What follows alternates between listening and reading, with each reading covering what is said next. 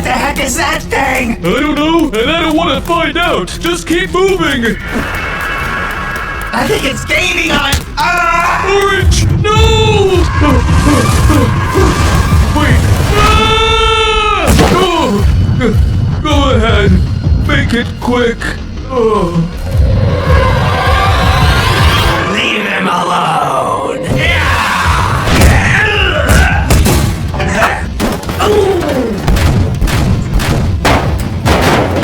Not good. That thing can travel through the vents just like me. They're fast, too.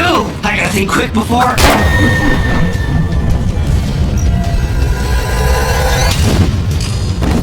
I won't let you hurt my friends.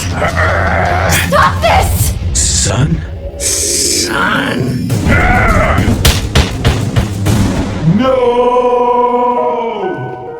I'm sorry, son. Your father didn't mean to hurt you. He's just having trouble controlling his new urges. Mom? Is it really you? How is this possible? You died. It all began the day of the fire. The flames were blazing, and the smoke from our apartment was rising high into the sky. Your father and I were struggling to find you and your brother amidst smoke, calling out your names. You both had hidden, crawling under this and that because of how frightened you were. You were just kids, and you didn't understand that this was exactly what not to do during a fire. Thankfully, against all odds, we found you hiding away in the crawl space. Your father had me take you outside while he continued to look for your brother. We ran down the stairs and made it safely outside. But as we stood on that street corner amidst the onlookers, I started to panic. It was taking too long. Your father couldn't find your brother. I'd lose them both if I didn't do something. I gave you one last big hug, asked one of our neighbors to watch you, and then ran right back into that building. I rummaged through the apartment. Flaming horns and ash covered it by now. I looked around as best as I could through the smoke when finally I saw them. Both of them were now passed out, stuck under a beam. I ran to them, and in a sudden burst of energy that I still can't explain, I was able to lift the beam off of them. Before I could reach the door to safety, the blaze consumed us all. The flame had reached the gas line, and the whole place exploded in a ball of fire. It's a miracle that we survived. Badly burned, we were thrown from the building and catapulted down into the back alley far below. Trash bags broke our fall, but we were in pain. And by the time the ambulance arrived, we had passed out. We awoke in a hospital, bandages covering the three of us head to toe. The fire had done irreversible damage. I didn't dare remove the bandages out of fear of what I might see. Your father and brother were similarly broken. Son, believe me when I say we wanted to contact you, but I was so worried about what you might think, that you might be afraid of me, of us. So I decided to look over you from the shadows instead.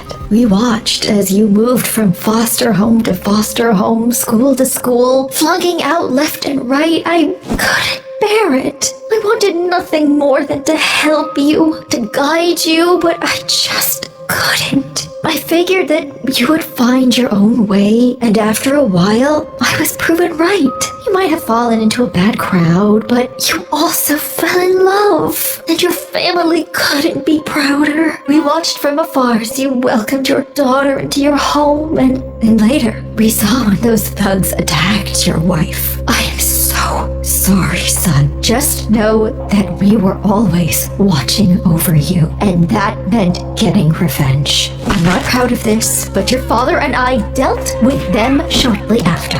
No one was going to hurt my baby boy and get away with it, especially now that he had a daughter of his own to protect. It was years later when we decided that we wanted nothing more than to come forward, to reveal ourselves to you, no matter the result. That girl of yours needed to know that she had a whole family that loved her, and you needed to not be alone in this world. Just as we were heading to your apartment, we saw your daughter hanging up missing posters with your face on them. We couldn't believe it. There was no way that you would have abandoned your daughter. Not like we did. We knew something had gone wrong. And so we started an investigation that led us here, to the Rainbow Friends Play Place. We arrived at the play place together, your father and I. It was dark, and it was scary, but we knew that our son that you had to be here somewhere. And so we got to work. We searched every inch of this place, and as we did, we were attacked. A horrible blue monster had come charging at us. As it emitted a loud roar, we could do nothing but flee from it. We hit an event, and luckily the blue creature had passed us by. Oh, we breathed a sigh of relief. That is, until we saw what was lurking in the vent. You. We didn't know it was you at the time, of course, and you had no reason to recognize us. And so you chased us down. It was only through the intervention of one man that you didn't kill us right then and there. A gated wall slammed shut within the vent, blocking you from following us. A man reached into the vent and pulled us out.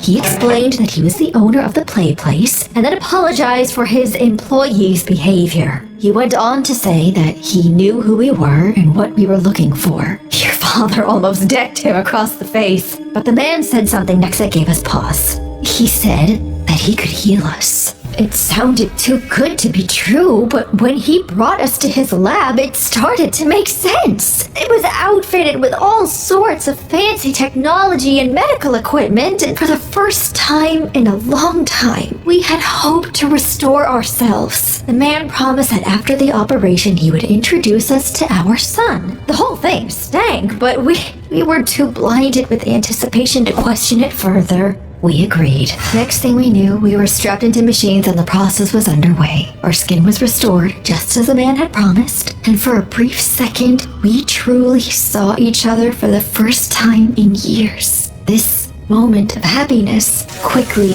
turned sour. As the process was only just beginning, our skin began to darken into a purple hue as our bodies morphed further. We started to resemble the purple beast we saw in events, and I knew then what had become of our son. But it was too late. Once the process had ended, your father was blind with rage. It was like he had gone feral. The man sedated him before telling me that the process was a failure. I tried to plead with him to return us to normal, but the man only laughed. He mocked me, saying that he only gave us what we wanted. But we didn't want this. He then said that he already had a purple rainbow friend, and that we as duplicates would be locked away in storage as a contingency plan. I begged to see you, to see my son, and again the man laughed, saying that that would be impossible. He didn't want any of his rainbow friends to have family for fear that they might gang up on him. It sounds like you formed a new family despite this, and he got his at the end. So that's everything. We were locked away with no hope of seeing either our boys again. Oh, son, I'm so sorry. Mom, it's okay. It's him! Dad, it's me! You don't have to be angry anymore! You found me! We're finally all together again! Together. Oh, honey, son, I'm so sorry. I'm so happy to have you guys back. Wait, does this mean my brother's still out there somewhere? We can only hope, son. We can only hope.